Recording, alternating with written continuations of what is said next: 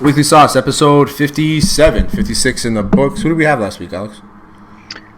We had Rafael Lavoie. Oh, yeah. Legend Rafael Lavoie. We learned about the hockey trips. We learned all about that stuff. But as usual, I'd be remiss if I didn't tell you guys that this episode is brought to you by Mike's BBQ Rub. Visit Mike's BBQ Rub, MTL.com, and use Hot Sauce 10 for 10% off the entire site. Honestly, it's the best sauce in the world, man. You can't go wrong. If you're a barbecue guy, whatever it is, their rub is unbelievable. It's a little spicy. If you're a spicy guy, you won't feel it like I am. But for the most part, it's pretty sick. Their Ghost Bourbon's unreal. And they just came out their Truffalo sauce, which is buffalo truffles. It's unbelievable. Antonio Pipkin, our guest today, would for sure love it. I mentioned him, Antonio Pipkin, quarterback for the Toronto Argonauts, formerly of the Montreal Alouettes. How's it going, Antonio? Good, man. Appreciate you guys having me. How you guys doing? We're good, man. We're doing good. We appreciate you coming on. We appreciate you doing the sign language while you're waiting for us to set up the cameras, while you're while you're in your playbooks. What's it like, man? Learning a whole new system every year. Yeah, man. I seem to have been the trend a little bit. I mean, for the last 2 years in my time in Montreal was the same system, so that was. But just the longer you get, the more time you get in the offense, the more familiar you get with things, the more ins and outs you know. So right now, just diving in deep just to learn the ground basics and then build up from there. So how was your time in Montreal, man? You enjoy the city? I know we spoke about it a bit before, but tell us what your stay was like in Montreal for the years that you were here. It was good, man. It was good. I can't complain about it at all. Having an opportunity to play professional football, that was good. Being a part of the turnaround and getting the program back in the right direction, that was good. The city is amazing.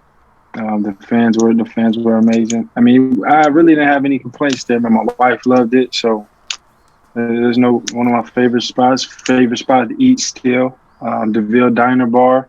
Oh, yeah. And then favorite spot was Boda. So DeVille, DeVille is pretty good though. That's the one on Saint Laurent you were talking about, right? Yeah, I was gonna ask him about that. DeVille is the spot. Anybody go to Montreal, hit DeVille.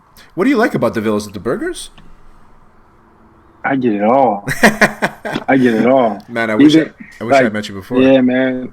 I get it all. My family or my in-laws, anybody come in town, I take everybody to DeVille. Really? Get whatever you want. Yeah. We all going to DeVille for sure. That. Well, I mean, listen, I like DeVille. I can't go wrong. There's some spots that I would have told you about if we had met before that you probably would have been like, yeah, DeVille, put that shit in my back pocket. You know what I mean? Like, that's just, it's good. Like, I like it. It's a go-to for sure. Late night too. It's open a little bit late. I like it. It's a good spot right in front of Chez Serge. So you can get a couple shots, a couple Jaeger bombs, and go across and get a burger or two. So right after college, the Arizona Cardinals signed you as an undrafted free agent. Well, it must have felt good to be part of an NFL team, and like how was the experience over there? It was good, man. It was good.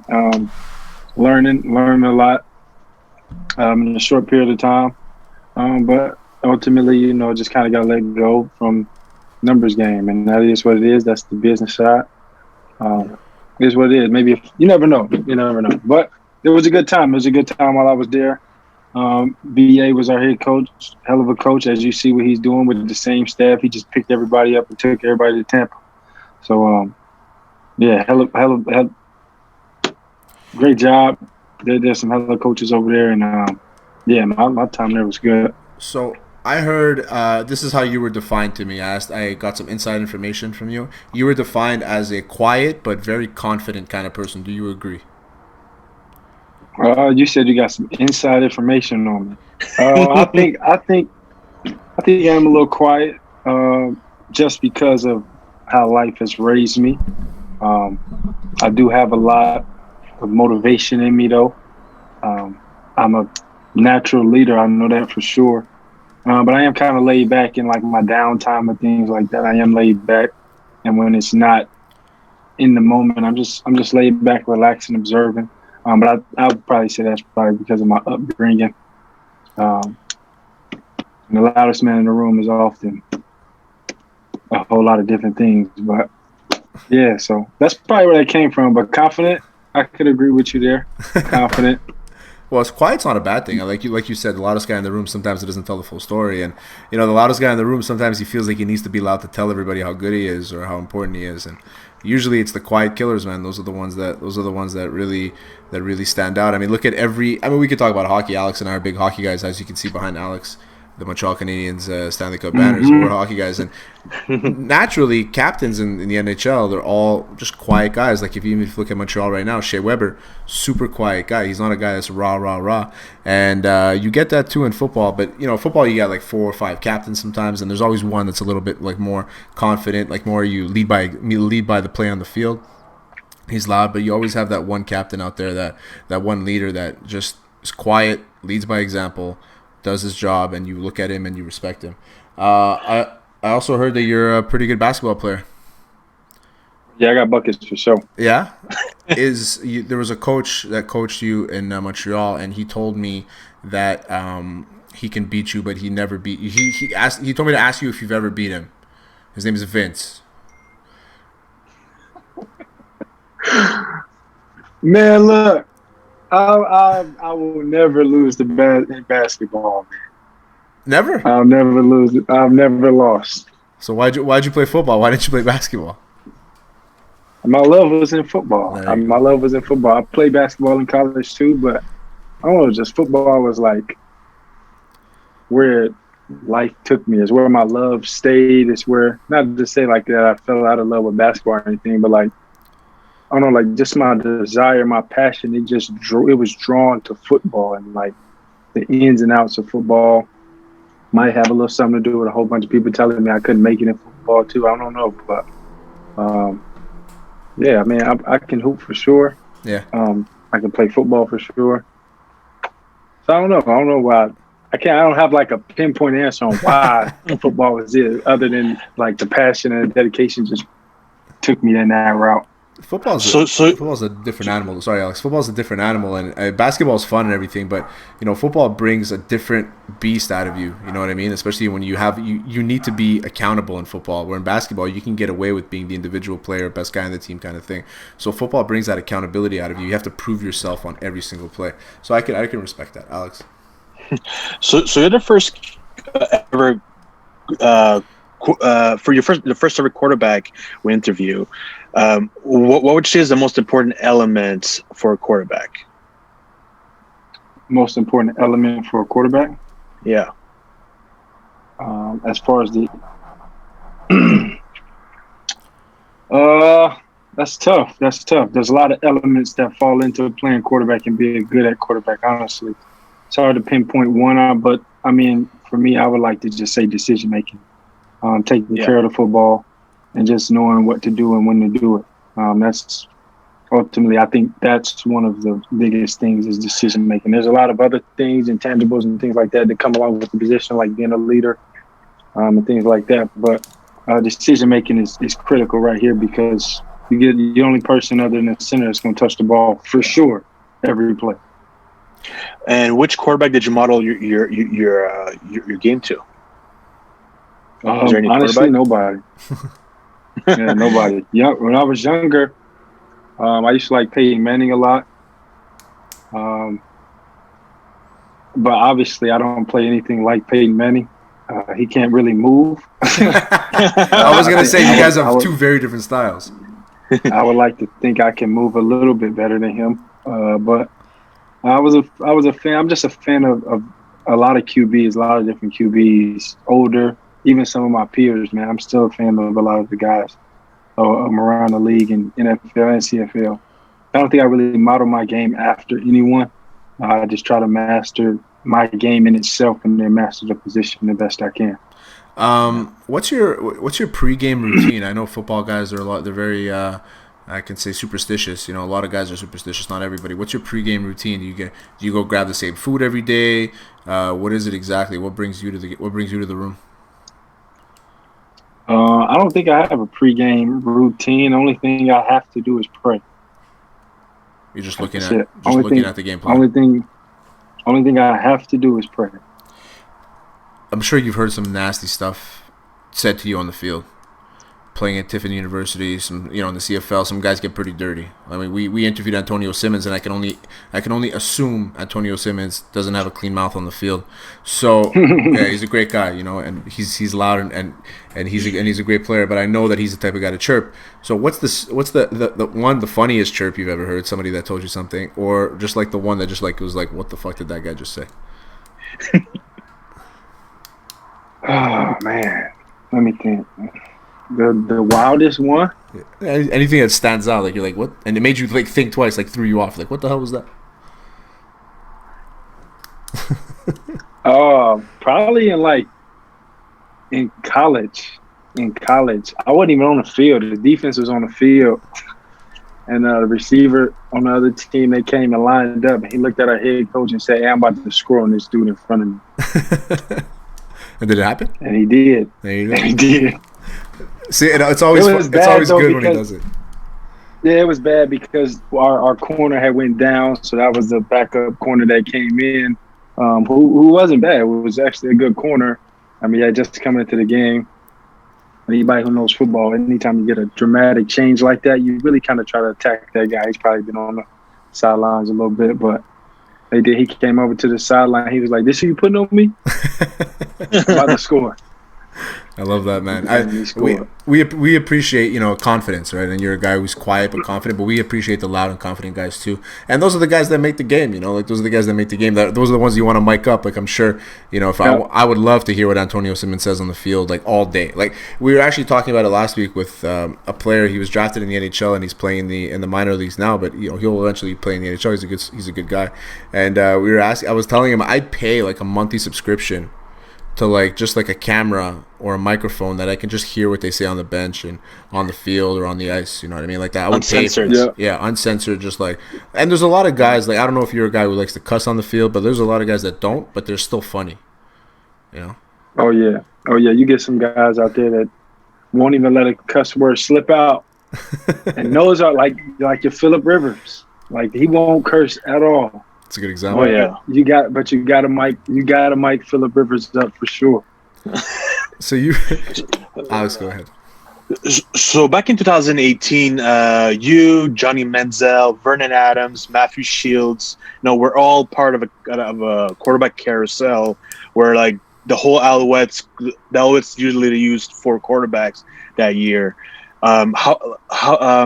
How was your relationship with all those quarterbacks? Did you guys learn anything from each other? Or did you guys, have a friendly competition, or was it a bad competition between each other?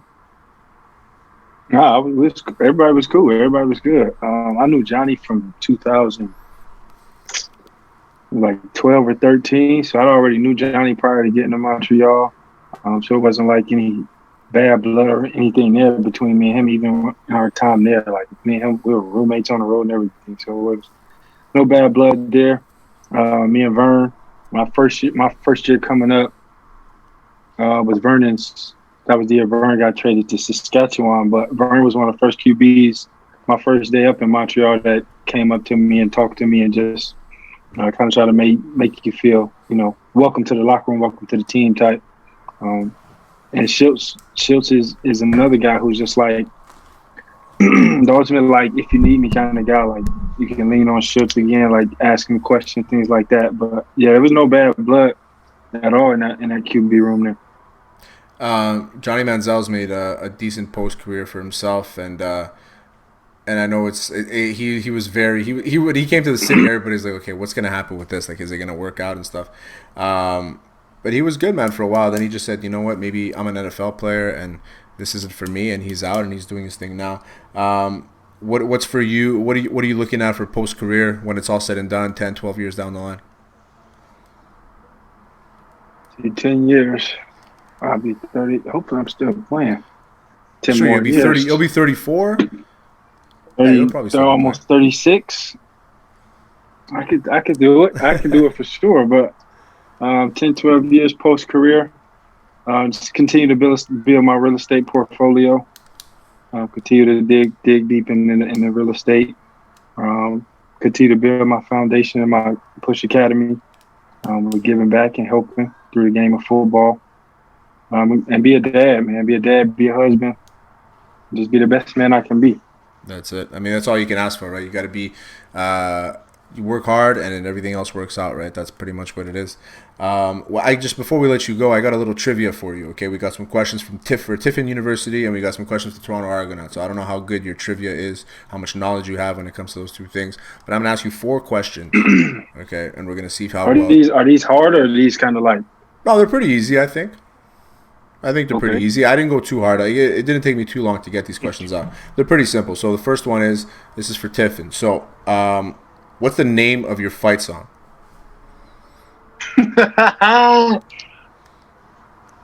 You don't even know that. You can ask me I do. I wrote it down. The answer to. I wrote it down. Of course, I know the answer. I know how it goes. Yeah, I know how it goes. I know how it goes for sure. I was gonna ask you to sing it if you didn't get it right. So you got to sing it. Yeah, first. I can't. Yeah, I don't know. I can't. That's great. The name of it. What's the name of it though? You Green and Gold. Green and Gold. Green and Gold. Oh, why didn't I say that? It's an easy answer. All right, so I got another question for you. This is about you. So you threw for 460 yards for the second of all time, the second highest in a single game record for all time at Tiffin University. Who was that against? Grand Valley State. How'd that game go?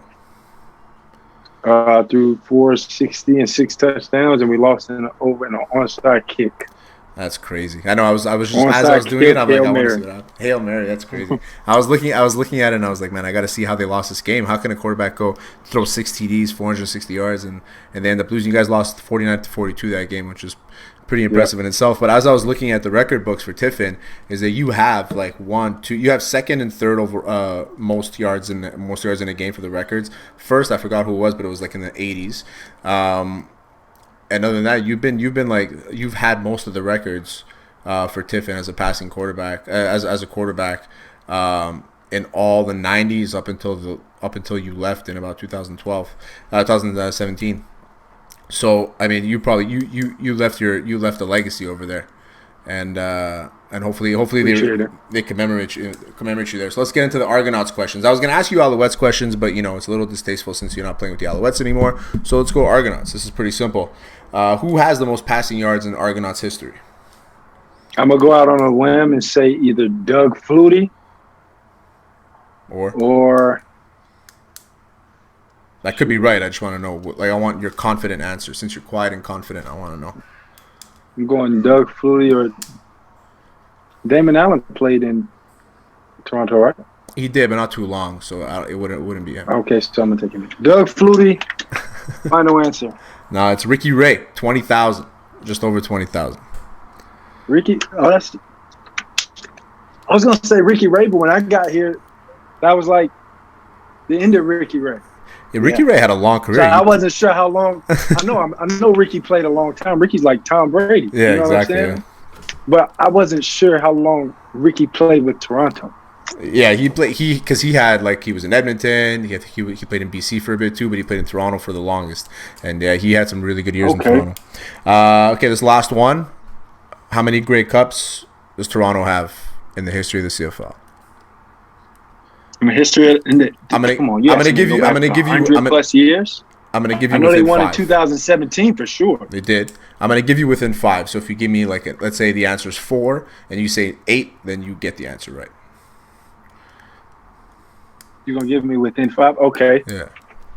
The answer is within 5 either way, like high or low. Well, you never want to overbid, just like Price is Right? You always want to underbid. I'm gonna say. Let's see, Ricky, 2017 they won. I know they won another time before that. That's 2. 100 years. I'm gonna say they won at least 2 more times. I'm gonna say 4. 4? 17. You're underselling your new franchise. What? Yeah. Well, since can we cut this out? The thing is, they had a huge drought from they didn't win anything up until 1983, and then from 1983 they won 7 or 8, because they had Pinball Clemens. They had the year of Pinball Clemens with Doug Flutie. Why didn't you ask me? Who was the only player to go from playing to coaching overnight. I would have told you pinball for sure. Pinball's the best. Legend. Pinball's a freaking legend. We love that guy. I don't think any Canadian doesn't like Pinball Clemens. He's the nicest guy in the world. I had a chance. We should have put that question on there. Okay, next time you come on, man. Next time you come on, I'll get some more. I'll get some questions for you, a little more deeper, a little question. You gotta ask me another question though, because I got that wrong, so you gotta cut that out. Okay. I'm not cutting it out, but we'll keep it there. No, it's good. It's a learning curve. You know, you can't be perfect, Antonio. 17. I now know 17, and Ricky's the all-time passing leader. Yeah, Ricky's all-time passing leader. Well, we appreciate you coming on, man. That was it was fantastic to have you on. Hopefully we can get you on again in the middle of the season, at the end of the season, and good luck the rest of the way, buddy. Thanks, man. I appreciate you guys having me. Have a good one, buddy. Peace. All right. What an interview, man. Antonio was awesome. Finally had him on. It was long awaiting. Now he's no longer with the Montreal Alouettes. He's with Toronto Argonauts, so it was nice to have him on, man. He's a good guy. Yeah, awesome guy. For our first ever QB, we're still working hard on getting Vernon Adams on the show. He's my top targets. Yeah, VA would be sick because he's a talker too, you know. Oh yeah. Yeah, and it's good. It's good when we loosen these guys up a bit, you know, like asking them like weird questions, like with Antonio, the way he reacted when I told him that that Coach Vince says he can't beat him in basketball. Like there's, you know, those are the reactions that we look for, you know, and it's great to ask him like, you know, the serious questions about the team and all that stuff, but realistically, we want to be able to get like real reactions out of them and break them down, you know. Yeah, he undersold the Argonauts championships. It was funny. Yeah, that was good too. And he's like, "Yeah, cut that shit." I'm like, "Yo, you got to live by your mistakes, man." I'm sure if he throws in an interception, he's not going to call TSN and be like, "Yeah, can you cut that out?" You know. So we'll see what happens. But short interview, so left us a little bit of time. We're going to talk about UFC's 264 big weekend. Conor McGregor against Dustin Poirier, number 3, or as Tyson Fury like to call them, Dustin Porter. We'll see what happens, but I'm excited for this card, man. I'm excited for that. I'm excited for Burns Thompson. The whole card is pretty nice, man. I can't wait to see it. Yeah, I'm excited for that card. The fight I'm really intrigued about, surprisingly, is Burns versus Stephen Thompson. That's my fight that I'm going to really watch closely because big time. It could go either way, and it's going to depend on their training camp, but we're going to talk about that later. So Burns, listen, I like Burns. I've known Burns for who he was for a while because, you know, I'm a jiu-jitsu guy, so like I've seen him win the world championships against Cron Gracie. Like I'm a fan of Burns, but I think that, and I've said this before, I think that he fought his best fight versus Tyron Woodley, and I knew he wasn't even going to come close to Kamaru Usman. I knew so much that I won some money that night because I fucking knew it. I bet the house on Kamaru Usman because Kamaru's a killer, and Burns he's not at that level yet. Maybe he'll get there eventually. And I'm also super high. I love Wonderboy Thompson. I think that Wonderboy is probably the most underrated fighter. Like, nobody appreciates how good this fucking guy is. You know what I mean? Like, how many losses does he have? He has a loss to Woodley. He's got that majority draw to Woodley, which I thought he won. Like, there's a lot of things here that people don't realize that how good Wonderboy is. Well, look, I love Wonderboy. Yeah. But his 2 recent losses are the ones I'm like, you know, I don't know how you feel. I don't know how to feel about you because he lost to Darren Till and Anthony Pettis. Yeah, and I personally thought he should have beat them. He should have. Listen, Anthony Pettis is a win for Wonderboy, I think. But realistically, it's also Anthony Pettis is a former champion. He's a sick fighter. He's a brawler. And if you just stand there with Anthony Pettis, he can pick you apart. And the stylistic matchup between Wonderboy Thompson and Anthony Pettis isn't great. And isn't great for Wonderboy. It's good for Anthony Pettis. Now, Darren Till, too, same thing. He's a banger. And Wonderboy, you know, he's clean-cut guy. He likes to keep distance, use that karate stance. He doesn't like to get in there and just like scrap. You know, he's not a scrapper. He's more of like a point fighter. You know, karate, that's how they are. That's how they've always been. Him, Lyoto Machida are the same style. Lyoto Machida had some crazy knockouts, but realistically, Wonderboy is the same style. You know, and as much as I love Wonderboy, I think that this matchup against Burns is unbelievable for him. I think that Wonderboy is going to not only KO Burns, but I think it'll be a 5-round 4-1 win. Like, that's just really realistically what I think. So have you watched the UFC countdown and who Burns is training with? I did see the countdown. Well, who's he training with? He's training with the karate with the karate guy, I think. Is it? Or it's a guy who Wonderboy fought in. Vicente Luque. Vicente Luque. Yeah. Vicente Luque is. That was a crazy fight, though. Wonderboy and Vicente Luque. Yeah, they're in the same training camp. They both fight out of. I don't even know what it's called. Oh, Sanford MMA. That's where. Yeah. So they both. It's not only that. Like, he has Henry Hooft as a coach. Henry Hooft is like one of the best kickboxer coaches in the world. Like, he's just one of the best MMA coaches too in the world. So he has like a good coaching staff behind him. That's for sure. Burns wouldn't be where he is if he didn't have that. Yeah. The key for Burns in this fight is to set up his takedown. If he's able to take down Wonderboy, I think that's where he got his best chance of beating him. Doesn't Wonderboy have like some of the second most takedown defenses in welterweight history or something like that? Something like that. Yeah, like he's up there because he has such a wide stance. He's not like a boxer where boxers they kind of like stand straight up like this. He's got that wide stance where he has that 1 foot out and then he uses the shoots and he throws from there. So I mean, Wonderboy's style, I think it works.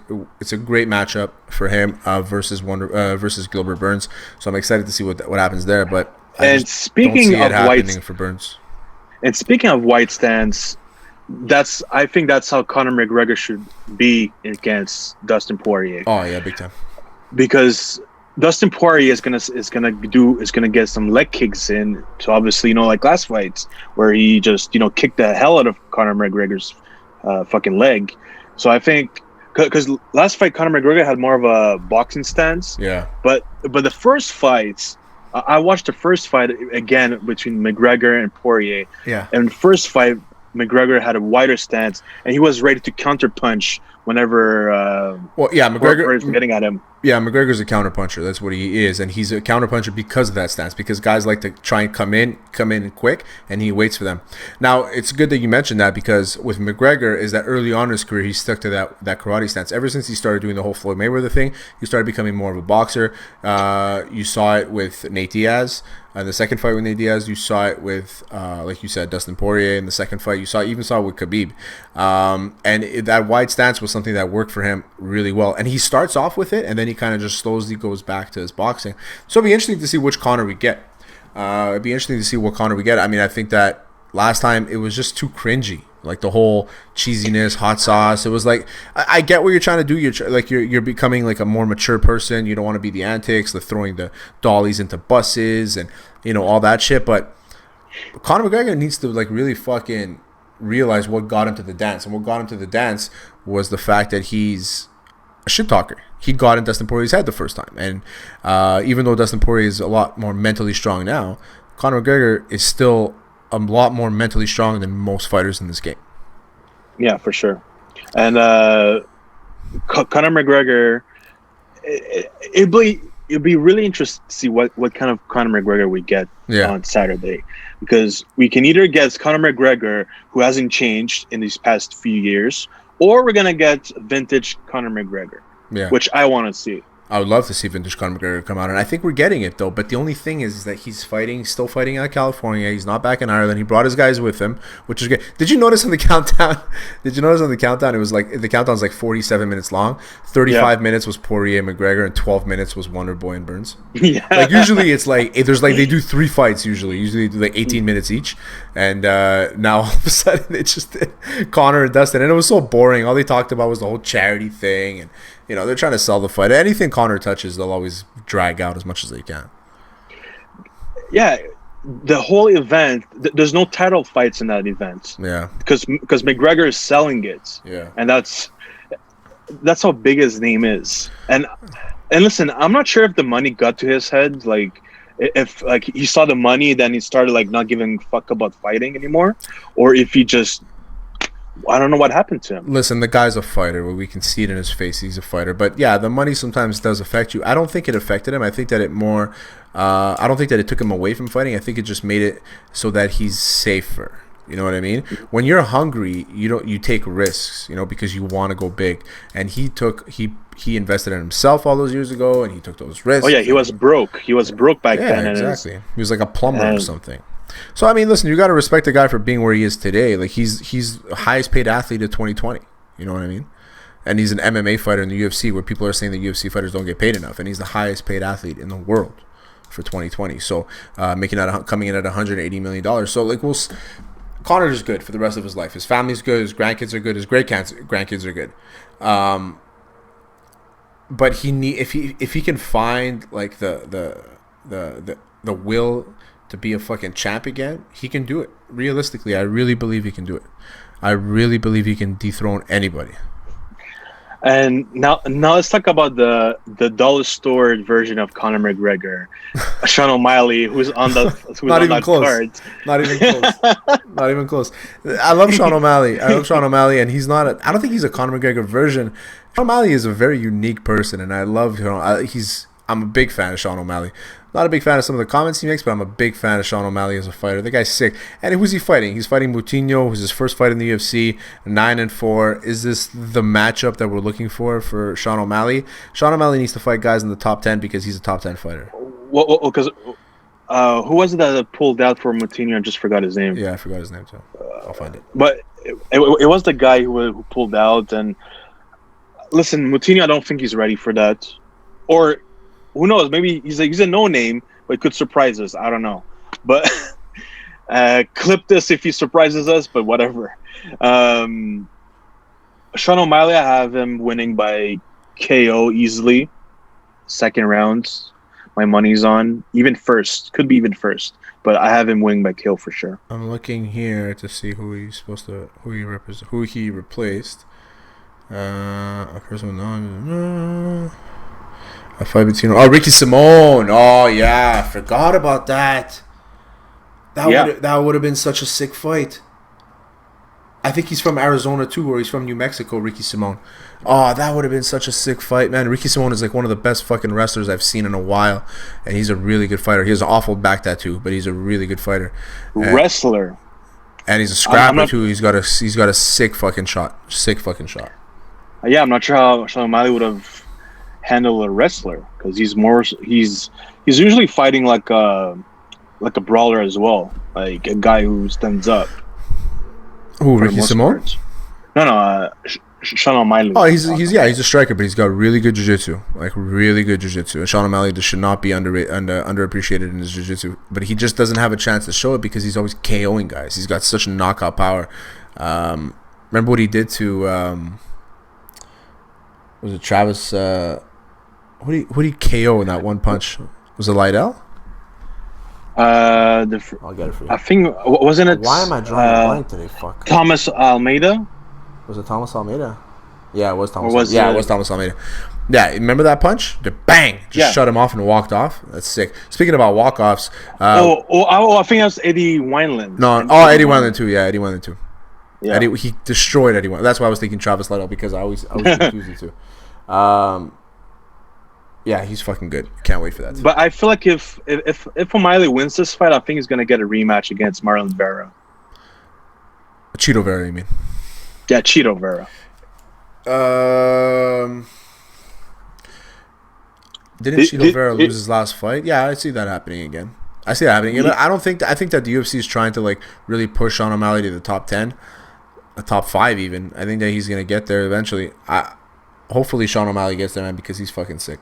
But yeah, Marlon Cheeto. It is Marlon Vera, but his nickname is Cheeto. Yeah, I forgot about that. That's a good fight. I would actually love to see that fight again. I'd love to see that fight again. And the other fight I want to talk about is one of my favorite boys, up and coming heavyweights, Tai Tuivasa. What do you mean up and coming? What do you mean up and coming? He's lost. They've been forcing this guy down our throat, and he just keeps on sucking. I love Tai Tuivasa. He fucking drink milk out of a boot. His last few fights, it was incredible. I wouldn't say in Abu incredible. Dhabi. I wouldn't say incredible, but he looked good. Yeah. In Abu Dhabi, I liked his fight. Yeah, but who did he fight? Who did he fight? Well, he's not. Well, listen. For me, he's up and coming. Okay, he's not. He's still a project. Yeah. That's how I see him. The thing is, he fights a lot, right? So He lost to JDS. He beat Blagoy Ivanov, which is a sick fight. He beat Stefan Struve, kind of on the down. He beat Harry Hunsucker. Never heard of Hunsucker in my life. He can huntsuck my balls. Never heard of him in my life. Now he's fighting Greg Hardy, and I hope he's still 28 years old. Yeah, he's still 28 years old, and it's a great matchup for him and Greg Hardy. Hardy, obviously the NFL player who played for your Cowboys. A loser. Can't stand this guy, man. And listen, the thing about Greg Hardy is that every fight we've seen him in, he's gotten a lot better. That's the thing about Greg Hardy. Everybody can hate him. I'm not a fan of him. I think he's becoming a good fighter in front of our eyes. Like, they're kind of like forcing him down our throats. But I just don't see him going to be able to fight against Ty. I think Ty is way too clean of a striker. His boxing is unbelievable. He's got sick leg kicks. Greg Hardy's not great on the ground, so I don't expect this to go to the ground one time. I think it's going to be a brawl. I think that Tai Tuivasa knocks Greg Hardy out. I'm looking at maybe like a second round late TKO kind of thing. Maybe not TKO, but KO, like knock him down in the corner, just bang, bang, bang. That's what I'm looking at. My money's going to be on Tai Tuivasa for sure. But Greg Hardy can surprise all of us, man. I think he's becoming a really good fighter. I mean, the guy's a super athlete. Oh, yeah, he's a freak of an athlete. Yeah, big time.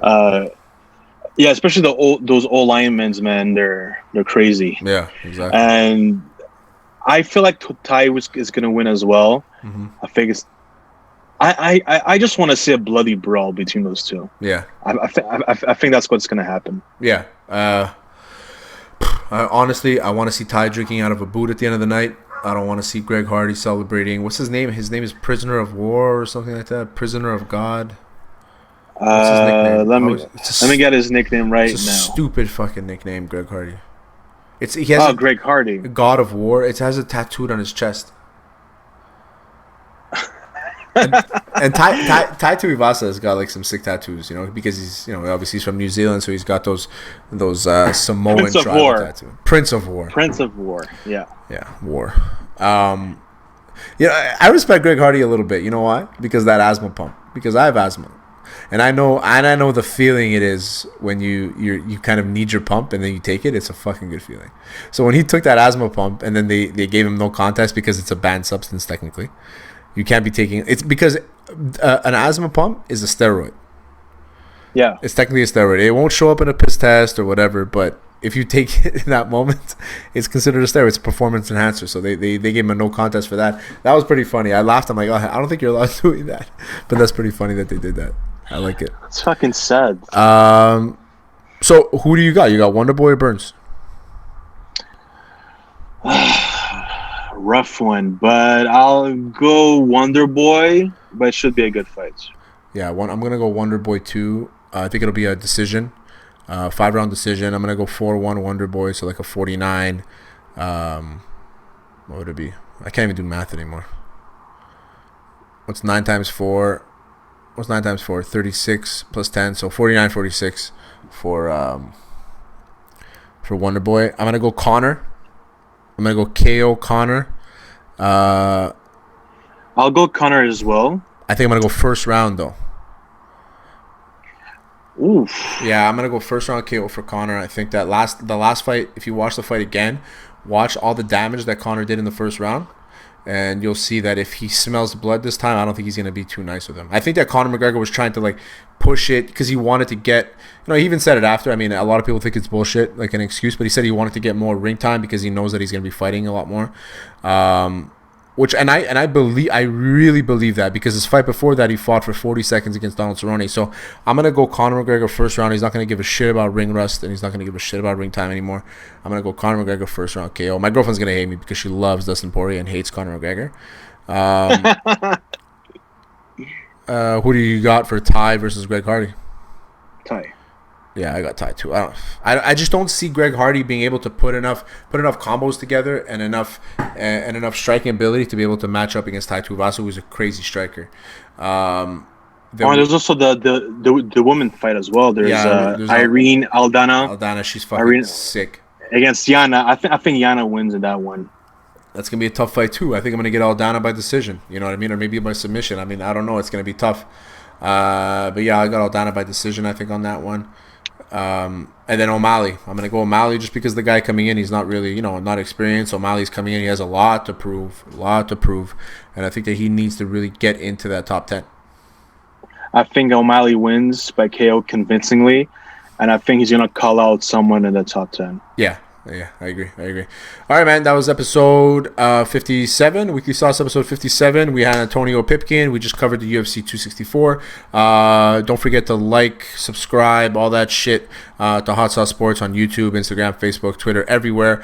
You can follow me at Terry Tam, as you can see on the screen, and at Alex the Intern. The Intern Alex, sorry, like you can see on the screen. And, of course, this episode is brought to you by Mike's BBQ Rub. Visit Mike's BBQ Rub, MTL.com, and use Hot Sauce 10 for 10% off the entire site. Good episode, buddy. Peace.